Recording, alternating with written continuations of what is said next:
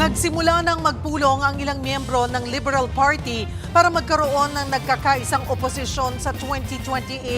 Si Senator Risa Hontiveros handa raw tumakbo mapapresidente o vice-presidente. Nasa frontline ng balitang niya, si Mayan Los Baños. Kung ang unit team ni na Pangulong Bongbong Marcos at Vice President Sara Duterte kumalas na, naghahanap naman ngayon ng ala sa 2028 presidential elections ang nagpapalakas sa United Opposition. Pagsasanib puwersa ng Liberal Party, Akbayan at Mamayang Liberal. Siguro naman. mula nung naghati yung unit team nila, I think mas naging stark yung ganyang gap or pagkukulang sa ating pambansang eksena, and mas siguro naramdaman ng ating mga kababayan na baka may iba pang alternatibo. And umaasa ako na pwede kaming magbuo nun at mag-alok nun.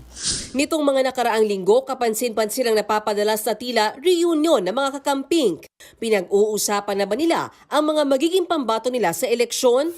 Paliwanag pa ni Senator Hontiveros, hindi pa nila napag-uusapan at hindi pa napagdedesisyonan kung sino mismo ang bubuo ng tandem na mamanukin nila. Pero ang mahalaga daw ngayon, mapagkaisahan nila ang prinsipyo at common values ng liderato na ilalaban nila sa 2028 national elections.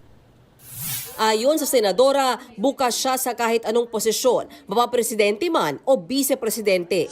I would be willing to take on any task na hiningi ng United Opposition. Yun yung intention o desire ko na lalaban kami sa 2028, na mag-alok sa ating mamamayan ng pinaka-malakas at credible na kandidato.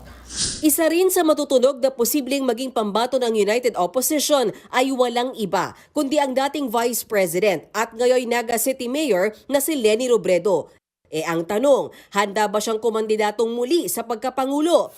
Natanong ko si Senator Bam Aquino tungkol sa magiging papel ni Robredo sa 2028. Siyempre maraming nagnanais na tumakbo siya, but you have to ask her also kung anong plano. Talk about the country, of course, at kung ano yung mahalaga para sa ating bayan.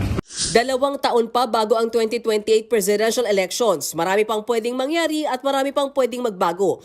Ayon kay Senator Bam, ang importante sa ngayon ay nag-uusap-usap na sila at nagtutulungan, hindi lang tungkol sa eleksyon kundi pati tungkol sa mga problema ng bayan.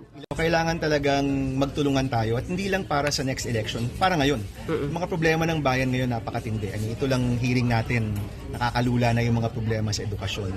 Huwag na nating hintayin yung next elections bago magtulong-tulungan. Ngayon pa lang magtulungan na tayo para